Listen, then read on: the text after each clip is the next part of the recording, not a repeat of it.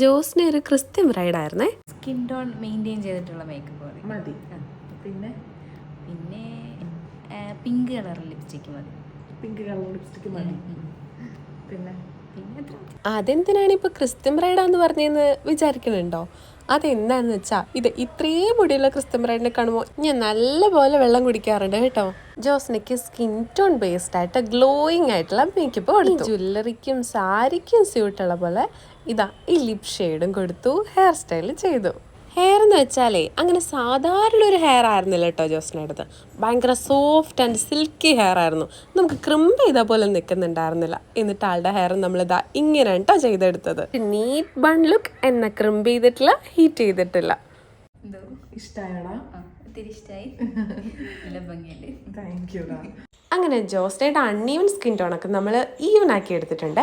എൻ്റെ കഴിഞ്ഞ വർഷത്തെ ലാസ്റ്റ് വർക്കായിരുന്നേ. നിങ്ങൾക്ക് ഇഷ്ടമായോ എന്ന് എന്തായാലും പറയണേ.